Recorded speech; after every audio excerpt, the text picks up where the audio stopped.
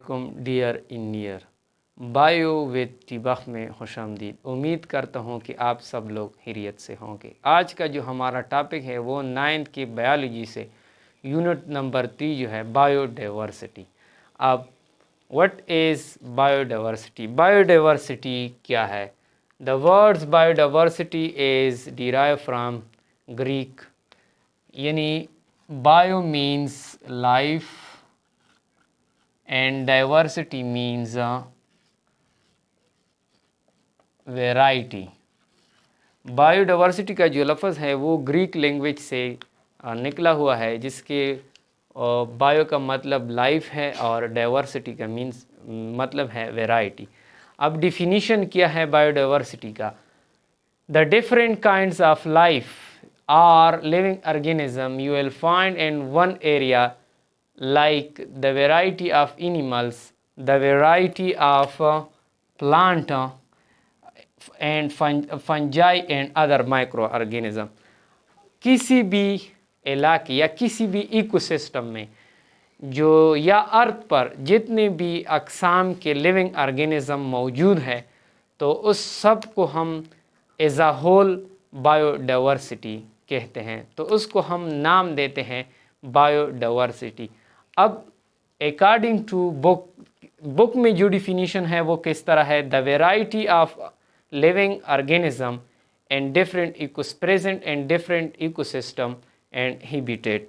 यहाँ पर प्रेजेंट है एंड प्रेजेंट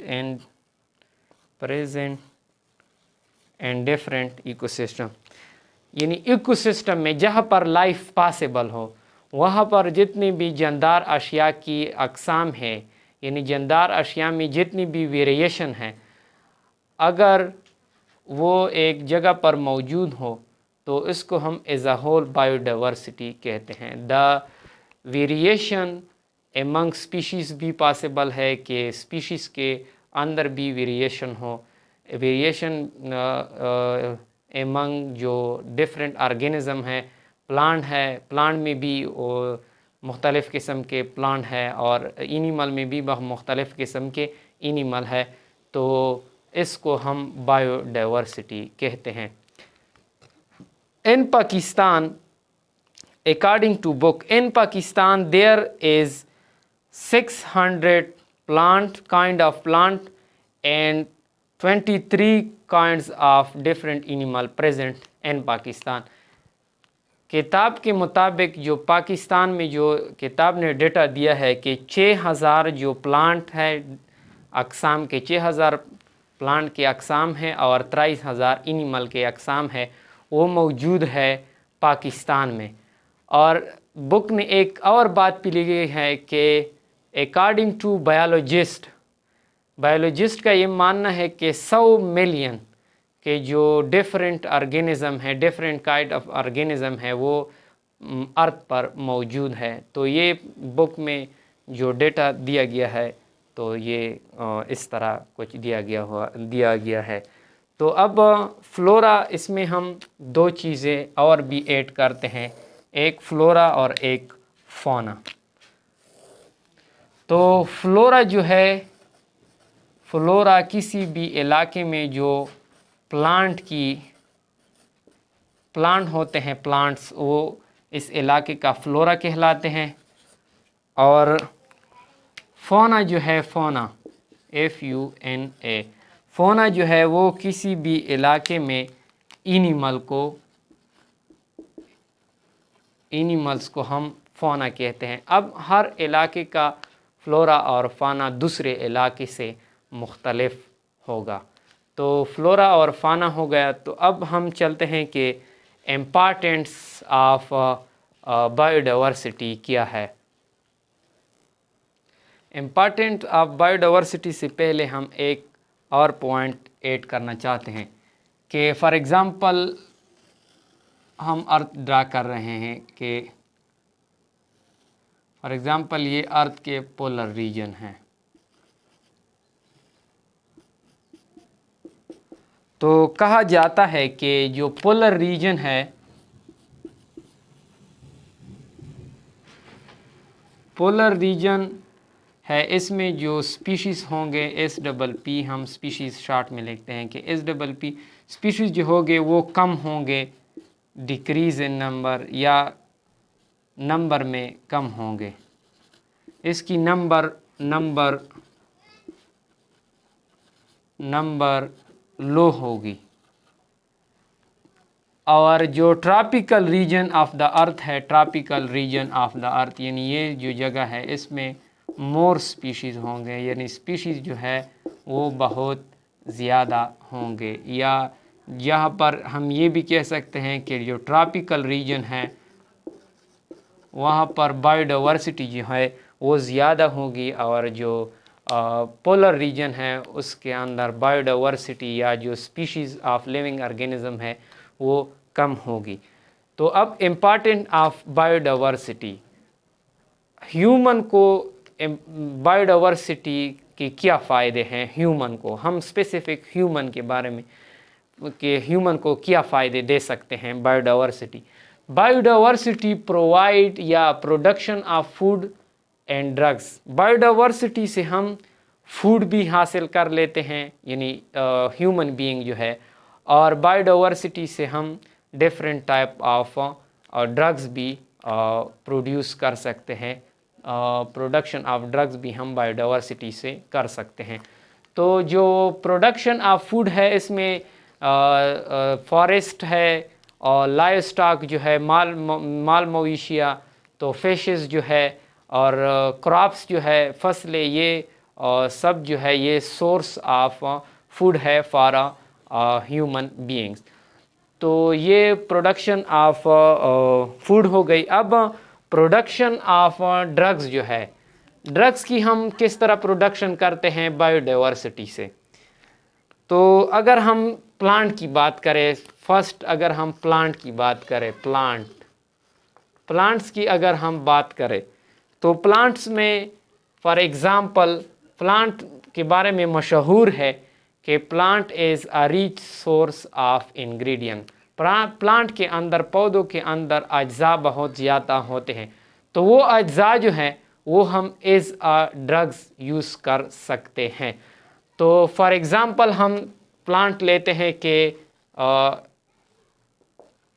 चिंचोना प्लांट जो है, एक किस्म का प्लांट है, तो उससे हम क्विनीन जो है, क्विनीन निकाल लेते हैं, और क्विनीन को हम मलेरिया के लिए इस्तेमाल करते हैं। मलेरिया या प्लाज्मोडियम के लिए हम क्विनीन को इस्तेमाल करते हैं। दूसरा जो एग्ज़ाम्पल है प्लांट से प्रोडक्शन ऑफ ड्रग्स का, तो अफ्यूम जो प्लांट है उससे हम क्या निकाल लेते हैं, मॉर्फिन निकाल लेते हैं, जो कि मॉर्फिन जो है रिलीविंग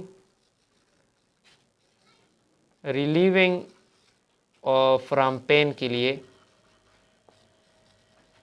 हम इस्तेमाल कर सकते हैं। तो ये दो किस्म के प्लांट है, ये एग्ज़ाम्पल है production from plant. Cinchona plant है, और चिंचोना प्लांट से हम क्विनीन जो इंग्रेडिएंट है जो हम निकाल लेते हैं, तो वो क्विनीन जो है एज अ ड्रग्स हम मलेरिया या for the killing of Plasmodium के लिए इस्तेमाल कर सकते हैं। दूसरा जो अफ्यूम है, अब प्रोडक्शन ऑफ ड्रग्स जो है एनिमल से, वो हम किस तरह करते हैं, एनिमल से। फॉर एग्ज़ाम्पल जो एनिमल से हम ड्रग्स प्रोडक्शन करते हैं, फॉर एग्ज़ाम्पल इंसुलिन जो है वो हम पिग्स या जो काऊ के पेंक्रियाज होते हैं उससे एक्सट्रैक्ट कर लेते हैं, फिर बायोलॉजिकल मेथड के थ्रू इसकी कॉपी बनाते हैं इन बैक्टीरिया की जीनोम के अंदर, तो इस तरह वो बन जाता है। दूसरा जो है एड्रीनलिन जो ड्रग्स है वो हम भी एनिमल से प्रोड्यूस करते हैं।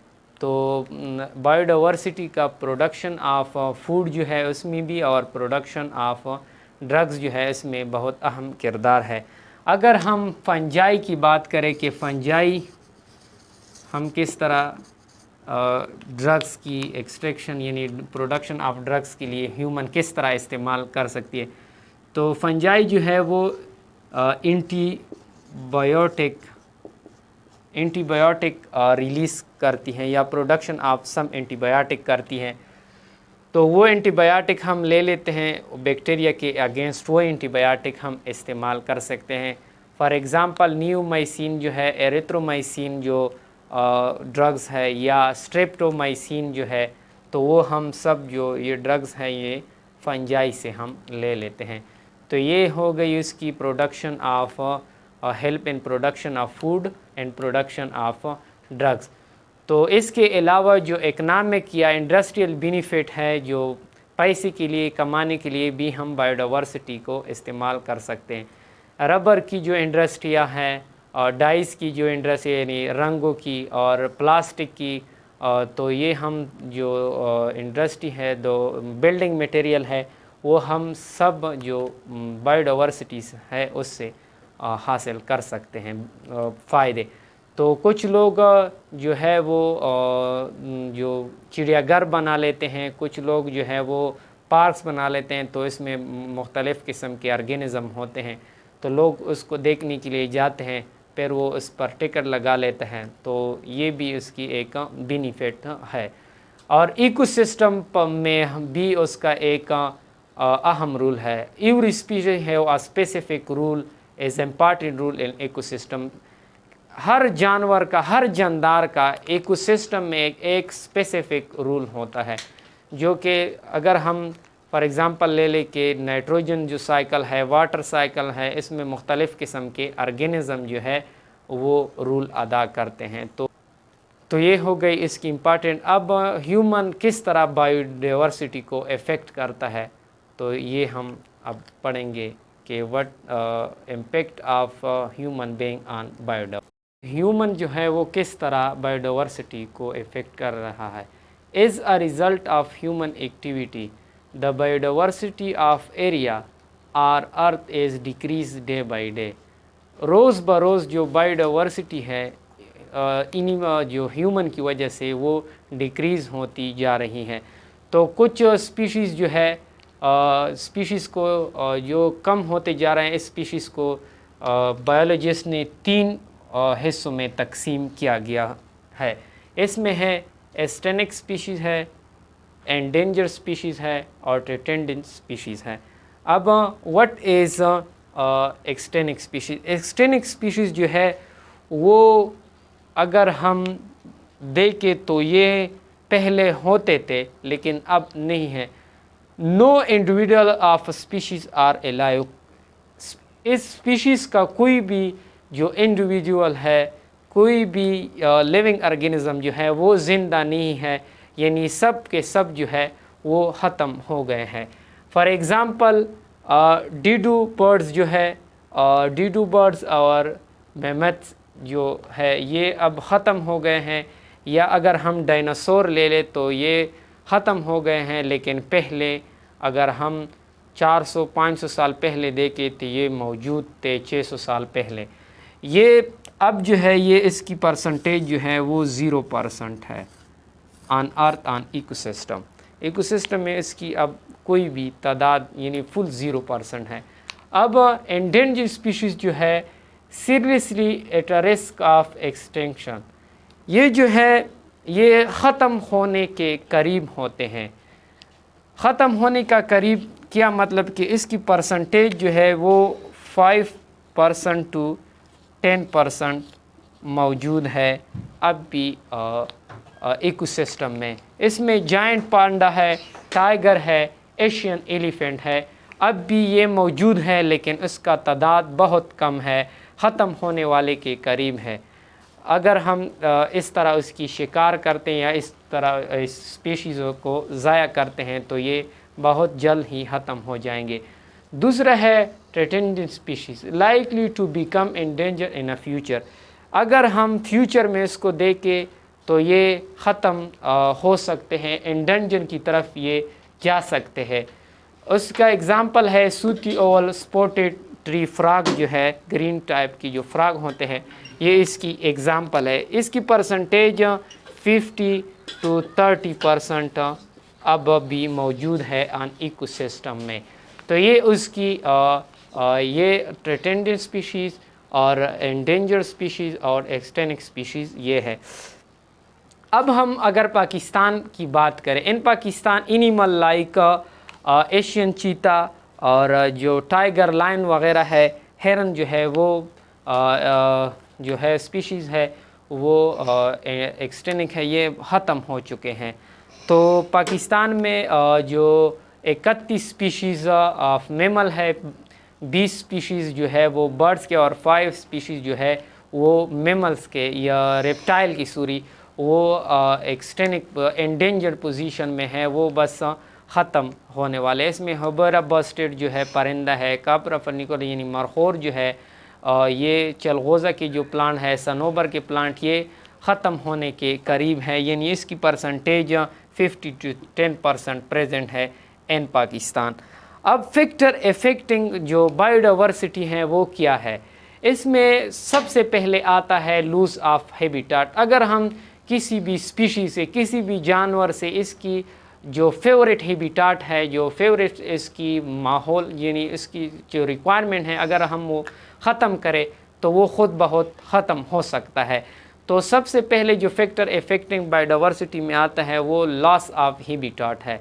तो हैबिटाट को अगर हम ख़त्म करें, वो जो रिक्वायर्ड हैबिटाट है किसी भी स्पीशीज़ का, अगर वो हम ख़त्म करें तो वो स्पीशीज़ ख़ुद बहुत ख़त्म हो जाता है।